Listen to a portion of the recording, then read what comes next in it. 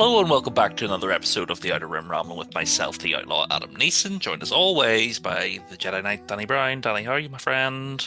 I am all good. I'm starting to get used to the cold weather we're having. I'm glad the snow and the ice seems to have gone for now.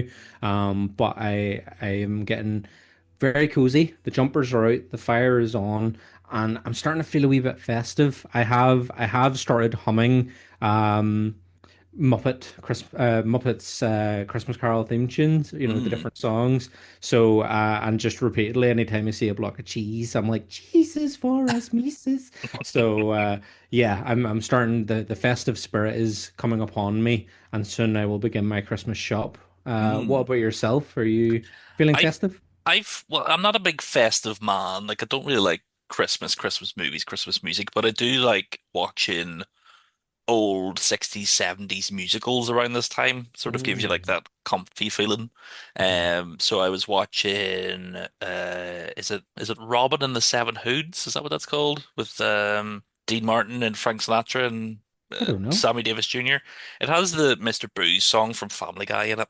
Who's to blame? Who's to blame? What's his name? We know his name. His name is Mr. Boots. Mr. Boots, Mr. B double O Z. He don't ever choose. Any game you play with him, you lose. So don't mess with Mr. Boots. Okay. It's one of those ones. Yeah. Um, but I will say here, Donny, get ready for a class segue. Oh, okay. I Hit will me. I will say those men are men of multiple talents. Today we're Mhm. joined with a man of similar multiple talents. Oh, yes. Joining us today is an actor, a stuntman, a jockey, a man just who can cover the whole spectrum of what makes great cinema. It's Kevin Mangold. Kevin, thanks for joining us today. Hey Adam, hey Danny, thank you so much for having me. Pleasure. Thank you, Kevin. It's we have you on because you played one of the Rodians in Skeleton Crew. But whenever we sort of delved into your filmography, there's so much more. You've lived quite the life, sir, on screen and off screen. Yeah, thank you. Appreciate it. Yeah, anything's game, whatever you want to talk about, I'm up for. Perfect. Well, we'll start off. So before we get into your career and your work on Skeleton Crew, have you been? Are you a Star Wars fan? Yeah, I mean, I grew up like, as a kid, I saw the original Star Wars like everybody in the theater, and I've been a fan ever since. But I never thought that I would be a part of it. And then when the opportunity came up, I was obviously super excited to to become just to be in the world of Star Wars was really an awesome experience. So I'm much more of a fan now, but I definitely loved the first one. I went with, my friends, a bunch of my friends all got together and we went and watched it together in the theater. We were all right in the very front row and cheering, and we were super excited about it. So it's hard not to be a fan, when you got it life size like that. And then did you kind of continue with the prequels, the sequels, the TV shows? Did you kind of keep up with everything that's come since that original trilogy?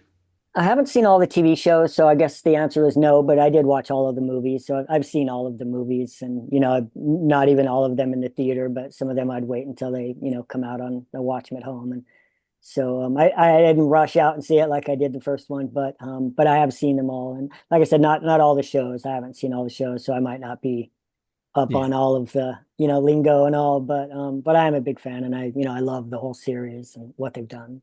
Yeah, yeah. And then how did you get involved? How did you go about did you have to audition for Skeleton Crew, or was it more through your stunt work that you were invited to work on Skeleton Crew? So you play the Mean Rodian, who is essentially like one of the bullies of the Skeleton Crew kids. Yeah, So exactly. how did that come about? How did you get involved? I haven't actually, I hate to say it, sound arrogant when I say it, but I haven't auditioned for something in like 30 something years. I really just because of my creature work and the costume shops that I've worked with, and the all of my connections, I mostly just get called and asked, hey, are you interested in being in this? And really it's more, are you available on this day? Mhm. But yeah, I was working at a creature shop doing I was playing a giant spider for I forget the name of the movie even. It was a Damon Wayans movie, and so the people that did the creature, that built the spider and everything, that I was actually inside it, like driving it. Yeah. And so the people that built that spider just said, "Hey, we've got this thing going on. A whole bunch of us are going to be, playing different characters in this series, and are you interested?" And so I contacted them, and then when I went in, it was originally just for like a kind of a background role. But then once I got in the suit, once I got in, in the costume and the head and everything, I started playing with everybody and kind of running around the office, and I kind of managed to get a speaking role, and I kind of got bumped up. So then I was on the cast, and I was, got sent all the call sheets and script, and so I was like legit in the cast. So that was pretty exciting for me. Yeah, it's pretty cool, especially because when you walked in, did you know you were going to be playing a Rodian, or were there just like a selection of different creature costumes to kind of pick from, or were they specifically like you're playing this Rodian character who's going to be like one of the kids at the academy? What was the process of becoming a Rodian? Yeah, it was super secret. For about a week, I knew that I was going in for a fitting, but I didn't even know what the show was or anything. I didn't know anything about it. But then when they finally, the day before the fitting, they finally sent me the address of where I was going for the fitting. And because I'm familiar with where their offices are, I kind of figured out that, wow, this is going to be, for the new Star Wars. So no, I had no idea what character I'd be playing, but they knew, it wasn't just like they kind of sized me up. They had it all, I had a dressing room all arranged, and they had the whole costume all set up in there. So they knew, what I was playing. And then it wasn't even really until I got on set that I was able to, they handed me the sides and the script. I didn't have any of that ahead of time. And it was all very interesting. I was sitting in my trailer for a couple hours before I went out and did my thing. And the whole script, I did like, it was only one line, but so I had to like, learn my lines, learn my action, and kind of figure out what I was going to be doing. And the script was all completely secret, where none of the character names were the real character names. It was all like cartoon characters for each of the people. And so I had to kind of figure out who is who. And it was the most secretive experience ever. And then when I finally was asked to come out, they say invite you to set, where they ask you to come out of your trailer, and, you pretty much have to stay right there until they're ready for you. But then once they invite you to set, I was all completely in the costume with the exception of the head. They put that on once I arrived on set. But I had to wear a cloak, like a whole robe and cloak over my head, and walk through, all of the backstage area. It was on a college campus, so it was quite a expansive, location. So the whole time I walked, I had to be cloaked, and there were helicopters flying above the whole time, trying to film whatever they could. And so everything was just exceptionally secretive. Yeah, yeah. And when you were sitting there in the costume, you say you didn't have the head on yet, but when you got that Rodian head on, and sort of between texture and quiet moments, did you did you pretend to be Greedo? Did you sort of have like did you sort of do a little back and forth with yourself where you're like, oh, like you're getting to play this character who is the same species as Han Solo's first kill in Star Wars, this iconic character, who shot first, Han or Greedo? The Rodian is sort of one of these iconic aliens of Star Wars. You've got Paul Blart as Greedo, Warwick Davis in episode one plays a Rodian, you've got Donald Faison voicing a Rodian in Star Wars Resistance. You've kind of got all these sort of iconic sort of actors who have come before and played this iconic alien. How did it feel kind of getting to be a Rodian? That I think that for me, I was kind of like, that must be exciting because it's an alien, a species of alien we're so familiar with as Star Wars fans. Yeah. I didn't pretend to be anybody other than Mean Rodian, because I really do like to live my character, and I get into character. And so in the night between when I did the costume fitting and I knew that I was going to be a Rodian, I didn't know it was Mean Rodian. I didn't know anything about the character because they hadn't given me the script until I arrived on set. But I knew that it was Rodian at that point. And so I was able to go research and look up the history of Rodian and where they're from and all of that stuff to help me build my character. But but I was pretty firmly a teenage punk from the minute I arrived on set. Tried to stay in character as much as I could, and especially when I was in the costume, and even more so when I was completely in with the head and everything. And I always do every character I play, even if it's just the smallest stunt. I always live as best I can that character so that my movements are correct. My thought process is correct that I think reads between the other actors and the audience. And so I was a teenage punk Rodian, not punk in like punk music, but like I was a mean a bully, and that's kind of who I remained throughout the day and throughout the week as I filmed my stuff. And did you feel guilty bullying everybody's favorite, Neil? No, not at all. I was loving being a bully. I was loving every minute of it. I enjoy getting to step out of who I am and get to be someone else for a little while. And so I do take advantage of that when I get the opportunity, and especially when it's a mean character. And I've played a couple. I've played a few bullies, in my career, and I do find it actually kind of fun. Like I said, because I get to, I try to be as nice and inviting and friendly to everybody in my life as I can be. But if you get the opportunity to just be a creep and nobody can blame you for it because you're in character, then it's a lot of fun. Mainly because people recognize, oh, that's him being the character, and so gives you the opportunity to try things out on the crew before you're living it in front of the camera. And so no, I really enjoyed everything about the character, and I wish it had been a bigger role, and I wish I had more lines that didn't make it in and stuff. And I wish all of it would have made it. But even so, just the time that I was on the set and the people I got to interact with, the cast members and everything, it was a blast. In fact, I knew Ryan Kira Armstrong. That's who I did the scene with her. She was one of the people I was, being rude to. Mhm. And I'd already met her and knew her ahead of time because I had stunt doubled for her on what was it called? Wish Upon a Unicorn, a Oh, unicorn movie where she played the lead, and I did all the horse riding for her whenever she was riding the unicorn. So I got to like know her throughout the filming of that. So it was kind of like a little bit of a homecoming, and so I could be extra like mean and like be a bully, and she understood. yeah. You never know with Star Wars. Mean Rodian, is on a speeder bike, could easily return with a load of other mean bikers, Yeah. that you might find like Mos Eisley. Um, how did you sort of get into acting to begin with? Was it a love from a young child, or was it something you got into when you were like sort of older? No, it was I wanted to be an actor since I was a kid. I was in well, I did a couple commercials when I was a little kid, when I was like 7. I did a couple like Underoos commercials and some little things like that. But it wasn't until I was in college I went to USC, University of Southern California, and I majored in film and theater, actually theater acting.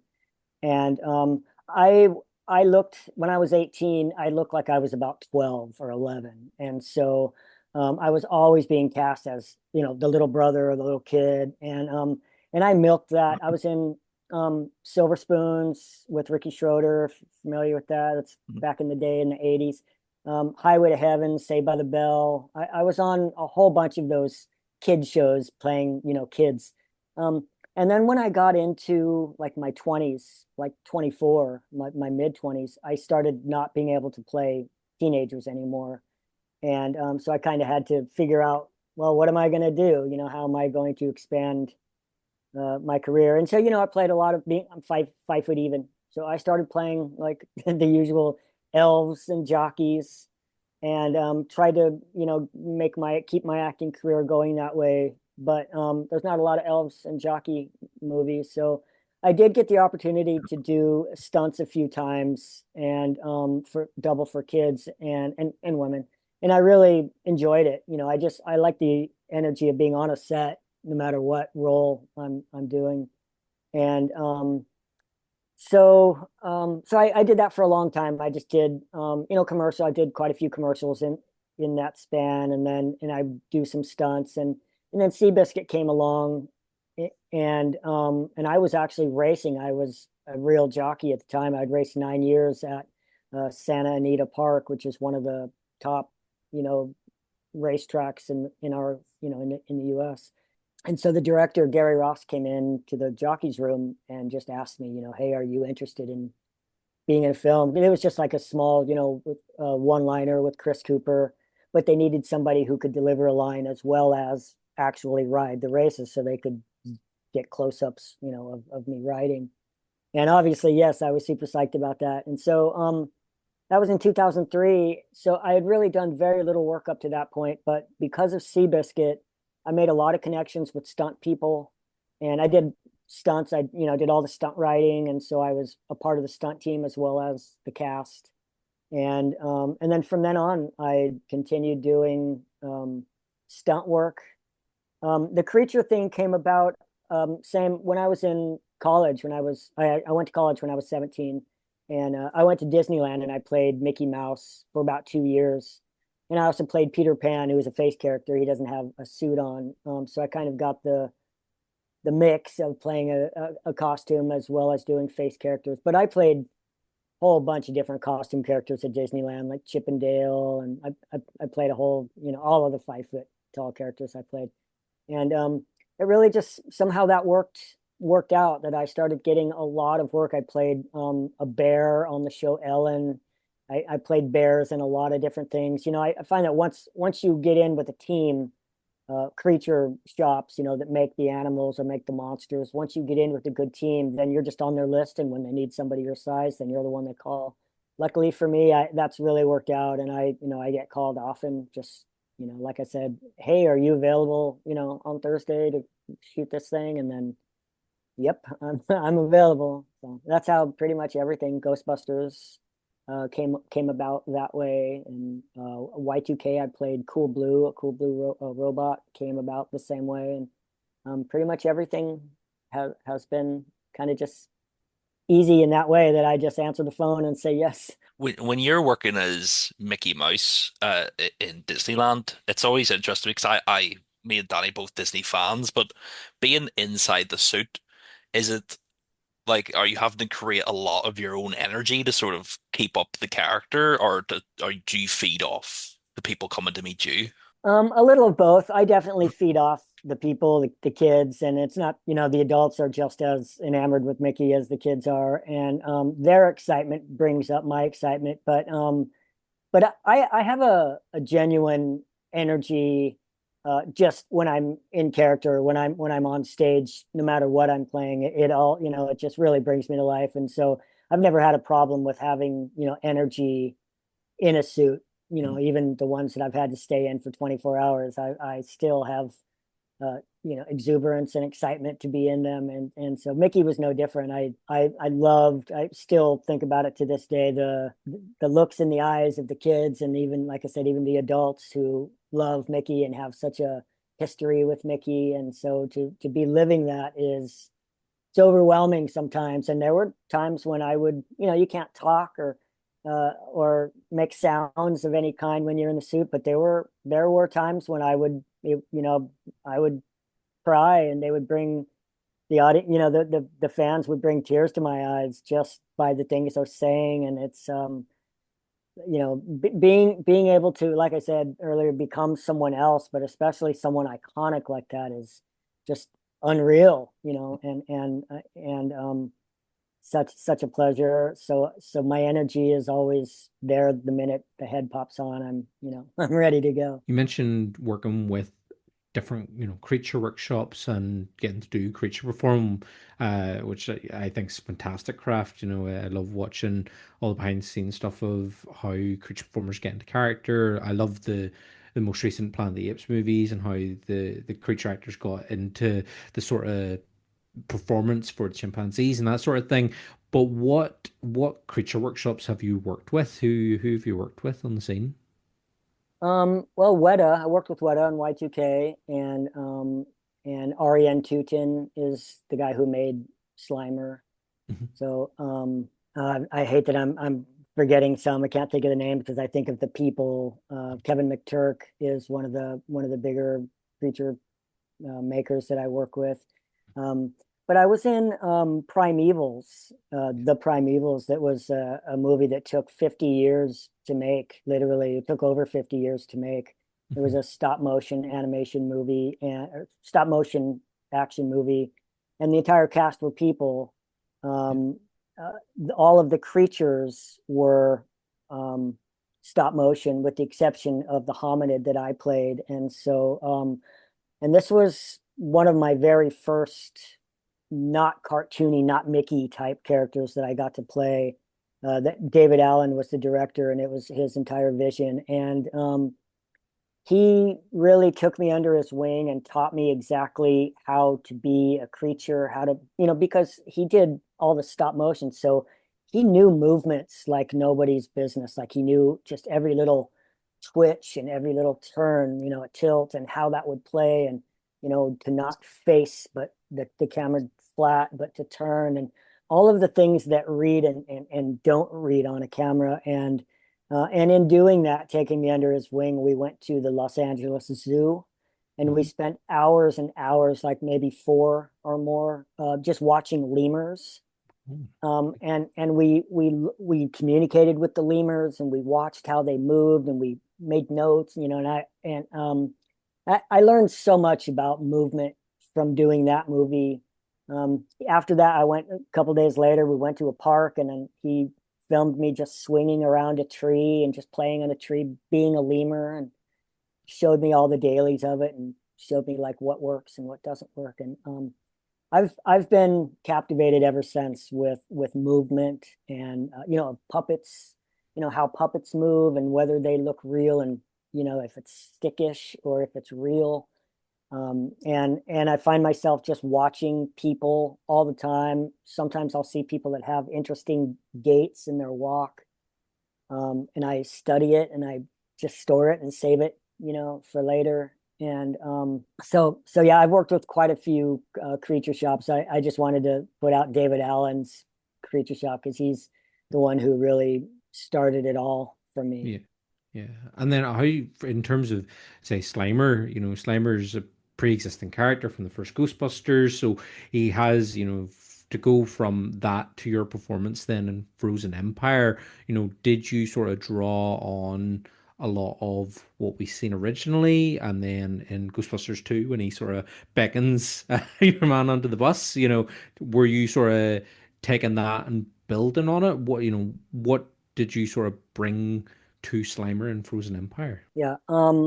They were very clear that the Slimer from Frozen Empire was the Slimer from the original, and not so much from the others, not from two, because he changes. He becomes more of a pet, Yeah. a friend, and that isn't the Slimer that he was in the original or in Frozen Empire. They kind of went back to the original, including the design and the sculpt and everything. And so, to be honest, I didn't in any way consider the other movies other than the original, but I watched all of the scenes from the original, from the 1984 version of Ghostbusters. I watched, the hallway scene with the cart.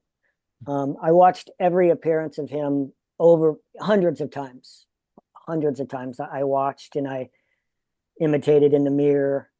And then I also watched a lot of John Belushi. I watched him do, the zit scene, Yeah.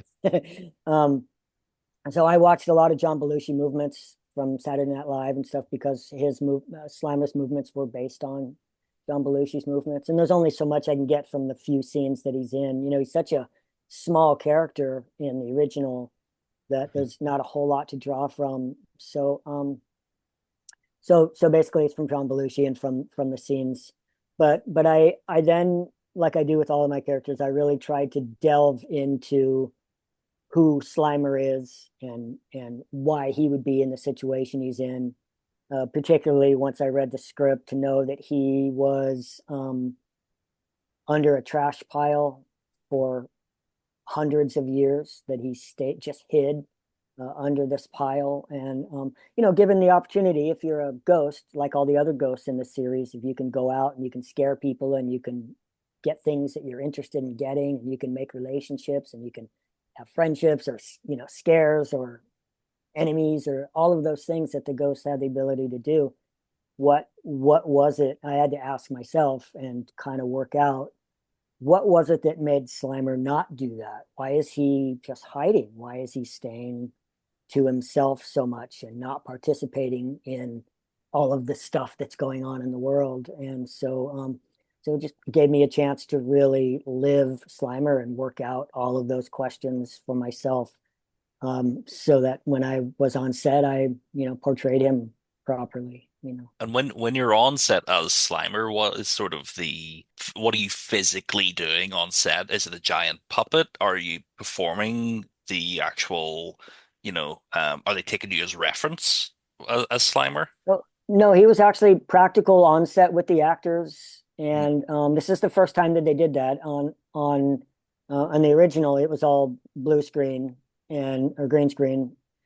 I guess actually black screen. They used a lot of just put him on black, because Mark Brian Wilson was a much bigger guy, and so the suit was much bigger than the actors, and so they had shrink him down in all the scenes.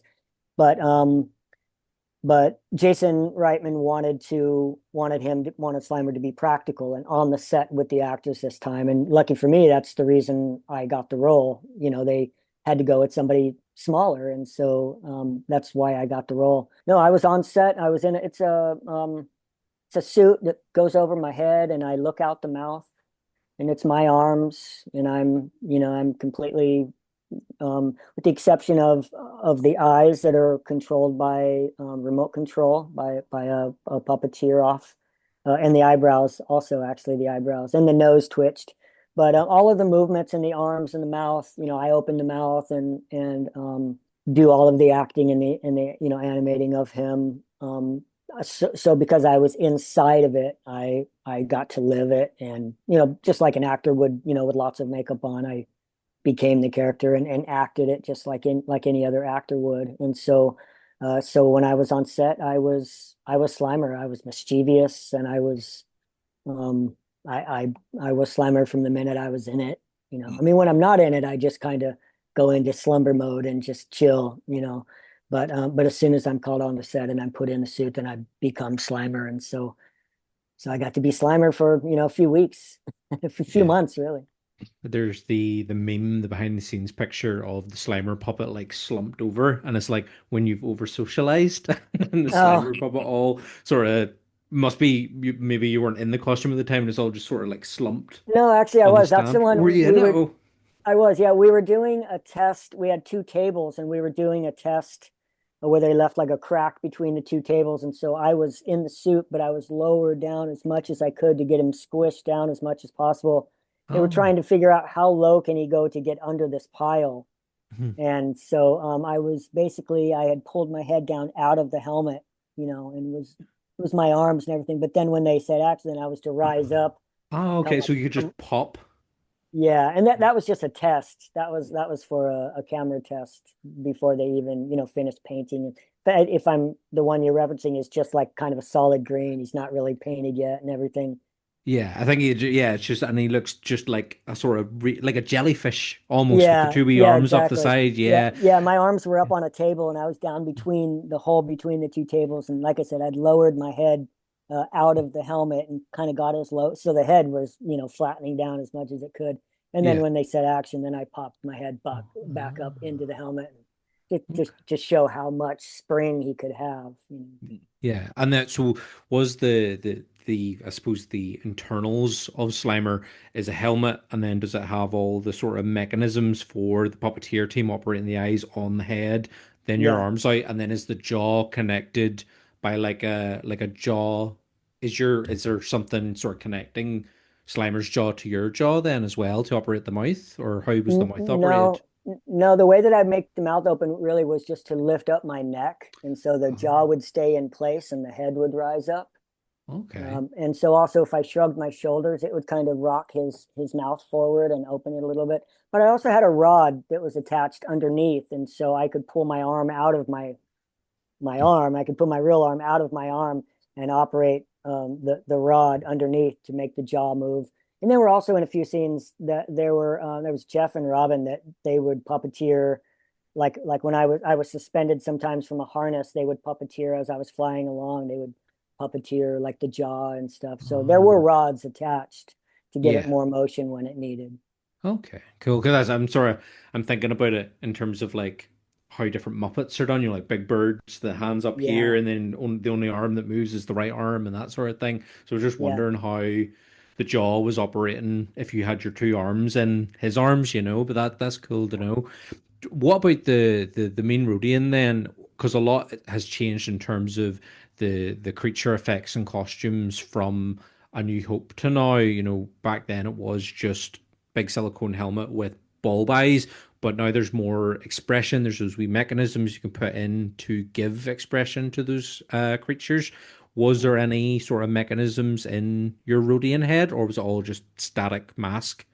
Yeah, there was. Yeah, actually, some of the stunt heads that I saw, the masks that I saw were kind of hard acrylic, and they were just kind of static. But yeah, the one that I wore was more pliable, and so it would, if I moved my jaw, it had a chin strap, it would give, stretch to it. But also, there were servos that were just kind of randomly moving to give motion to the eyebrows, and so yeah, it was a little bit notched up to give more movement to the face. Yeah, and But then other than that, the eyes didn't move. It was just the globe, blue globes that I looked through. So there was very little facial movement other than what I brought to it by, it's moving just, my jaw. so the wee snout was just your jaw movement then was making the wee mouth snout move, yeah.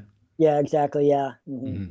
Very cool, very cool. What about in terms of your visibility, just from wearing different Star Wars costumes? So I've done Sand Trooper in the past, and Stormtrooper helmets are awful. No wonder they couldn't shoot straight. You can't see out those lenses. Yeah. But what was it Yeah. like wearing the Rodian, those big sort of globe eyes? Are they easy enough seen out of? Yeah, I've done so much creature work now that I've gotten used to pinholes. I've done lots of work with no vision at all, where I just have to step out my marks and have no vision. So the eyes on I have my little toy. The eyes were very big and very easy. They are far apart, and so I wasn't really able to like look straight ahead and see. So I would have to kind of turn, to look at what I wanted to look at, and then get an idea of it, and then go and sit up straight again. Yeah. But it was very, the vision was fantastic, compared to many of the suits that I've been in. Hmm. Hmm. If you were called back, if Lucasfilm, Disney ever called you back to do more creature work on, say, another, maybe they call you back to do the main Rodian, maybe they call you back to do a different creature in Star Wars, would you take the job in a heartbeat? Oh yeah, of course. Yeah, I mean, I'd take any job for the most part in a heartbeat. But yeah, being in the Star Wars world was really incredible. Getting to ride the cycle, just being in, wasn't all there for me, obviously, because a lot of it's blue screen and it's not really hovering. It's, the hover cycle is not really hovering. It's, on like on a track on wheels that is pulled. And so, but once you get the imagination of it, and then to see it on the monitor, they even have it, on the monitor. They've got it already pretty set how it's going to look, and so I really got to like live in Star Wars, So, yeah, and then walking around the set when I wasn't filming, getting to walk around the neighborhood and see, like the school set and the neighborhood street with the houses and everything, and like just walking my way to lunch or whatever, and getting to like, wow, look at this, I'm in the Star Wars, I'm living in the Star Wars world. And so yeah, obviously I would do that again in a second. It was so exciting. Yeah. Is there any creature that you would like to play? You've done a Rodian now. Is there any of the other Star Wars species that you'd be like, let me be a Wookiee? Yeah. None in particular, honestly. No, I mean, just, whatever they think I'd be good at. But I've always wished I was taller. I would love to be C3PO. That's just such a great character. If Mm-hmm. they ever have a small version of C3PO, let me at it. Yeah. In terms of your stunt work, Like behind you, you've got the poster for Brightburn. And you told us just before we come on, you were the stunt double for Brightburn himself. Has there been any particular stunts in your work that were especially difficult to do? Something that like obviously Brightburn would have had a lot of wire work and things. Captain Fantastic was really incredible. Actually, that's with Viggo Mortensen. I don't know if you Mhm. guys have seen it, but Mhm. it's I stunt doubled for the youngest, or about the middle teenage kid, and there's a scene where he's climbing a rock, a mountain. Basically, he's rock climbing, and so I had to go take rock climbing lessons, and I get to do that often. I get hired for a job, and then I've got like a month or so before I shoot it, and so then I get to go do surfing lessons or rock climbing lessons or whatever, gymnastic lessons or whatever it is that's required. And so I got to go do rock climbing lessons, which were awesome, so much fun. But in particular in the filming of Captain Fantastic, I had to do this fall where I have the rope. It's when you're tied and you're climbing, you've got your safety rope that's latched in, but then underneath that, I had a black cable that kind of disappeared, and it was kind of invisible, but it was a very thin cable that was the actual thing that was holding me because the rope snaps. And so it's kind of surreal because especially if you're living it and you're acting and you're not thinking I'm a stunt guy, but you're thinking I'm the guy. And then to see that slack in that rope is a little bit alarming. But on that one, we shot my fall like 21, I think, times. And so I had to do this long, it's a long fall, and then it would catch on the harness. And I broke several of my ribs on the very first fall. And Mm. so for the remainder of the day, doing the other 20 takes, I would fall down this, I'm not sure exactly how many feet, but it was a big fall. And then I would be caught by the harness, and so that was probably the roughest in terms of like physical pain. I guess is the only way I can put it. That was really the hardest. But the most exciting, my favorite stunt that I've ever done was for an AT&T commercial, and it was I was stunt doubling for a kid who in the commercial, he's walking along a sidewalk in his school, and a helicopter comes up over his shoulder, and the kid just kind of nonchalantly reaches up and grabs the skid, and then the helicopter carries him away. And we shot that one. I think I did the take like 7 or 8 different times, and what I was to do was reach up and grab it, and then in the show, in the final, they would cut away to some reaction of the other classmates looking at him, and that gave me time to clip my safety harness in. So I was wearing a safety harness with a little, safety wire, and so I would reach up and grab the skid, and as it started to lift off, I would quickly clip in my harness. But I did have to actually hold on with my hands onto the skid, otherwise it would be obvious, that I was being held by a cable. And we did it a bunch of times. And one of the times the helicopter really turned very sharp, and I was way up there. Again, I don't know how high I was, but I was really high up in the air, and it started to pull my fingers away from the skid. And I have a thing where comes in handy. I don't really feel fear. Like it hurts sometimes because it makes me do dangerous things, but it also helps that I'm willing to do things that other people are not willing to do, because that's kind of been turned off in me. I don't have like a fear. It doesn't rise up. I don't get anxious about it or anything. But I felt that feeling that other people have described, and it's very close to excitement, but a little bit over the top excitement. It's like giddy excitement. And as my hands were starting to slip off, I had a brief moment of shit, I'm gonna fall. And it was only a moment because no, you're not. You're attached. You're fine. But then the helicopter came out of the turn, and I was able to hang on, and my hands never did come off the skid. But that was the most harrowing stunt I've done. In that it gave me that adrenaline rush that I had really longed for my whole life, that other people have described to me. And so now I can use that in acting experiences, because now I know what the like if you walk up and you put your feet over a cliff or over a edge of a building or something. I've always wondered what is that feeling that keeps people from doing that, because I don't have that feel. I walk right up to the edge and don't I don't have that feeling. So that was the one that taught me what that feeling is. And what year was that commercial shot, Kevin? Oh man, that's a good question. Maybe 2020, I think. 2020. Okay, About so 5 years ago. just want to say that maybe Tom Cruise learned from you, and Yeah.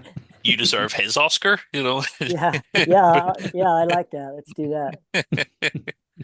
Now that the stunts have sort of been recognized by the Academy, does that sort of, not that anybody sort of chases an Oscar, but is it like that extra little buzz that there could be something, that's finally recognized by the whole film community as something more than just the stunt guy, quote unquote? Yeah, I'm glad. I'm glad that they've added it. I'd like to see. I'd like to see the stunt team. Like when they talk about Tom Cruise doing his own stunts. Obviously, he's got a whole team behind him. Mhm. He's got a stunt team. He's got a whole bunch of people that are there that are making it all happen for him. And I'd like to see all of those people get as much recognition as they can get. And I imagine in the beginning it's going to be the lead actors who happen to do a stunt of their own that are going to get the award initially. But I'm hopeful that over time the actual you know working man, stunt, working woman, whatever, stunt person will get the award, because having done it for so many years, I see the work that they do and I see how it changes the entire film or commercial or whatever it is, and it's seamless in most cases. You have no idea that it's not the actor, and obviously that's our job. And so when that's done well, makes me happy, and I would really like to see entire stunt teams get recognized for that. Adam, I'm surprised. I thought your stunt question was going to lead into one of your favorite things about stunt work and movies in particular.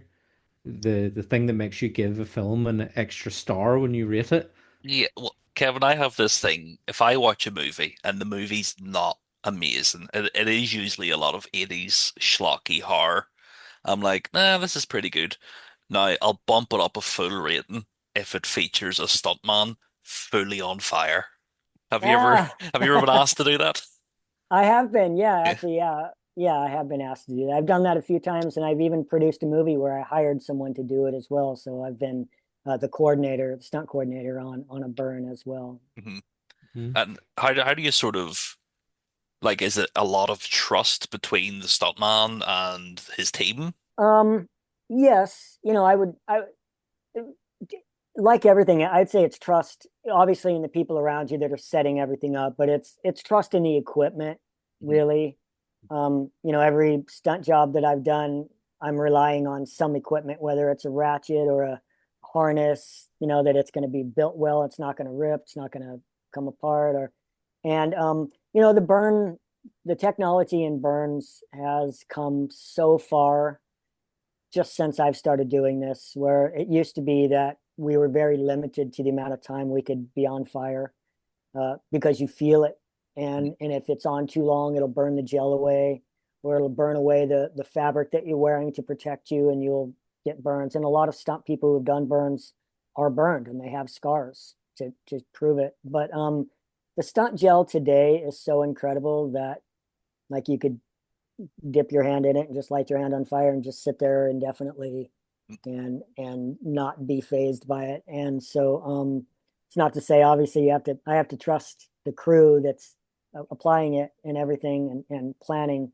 but more so it's the equipment now. It's that technology has just come so far. Danny, Christmas present for me, stunt gel. Stunt Yeah, fire gel? Yeah. yeah, yeah. It's incredibly expensive, that's for sure. Mm. So that, I mean, if there's any reason, it used to be that they would limit their takes because of danger, but now they limit their takes because of expense. Kevin, if somebody, some higher power comes to you and says, Kevin, you've too many talents. You're a man of too many talents. You may only have one. You can either act, creature perform, or stunt, or jockey. what would be the thing do you think you would go for? Obviously, they all kind of come together. They've Yeah. all connect in some way, but is there one that you hold in a particularly special place in your heart?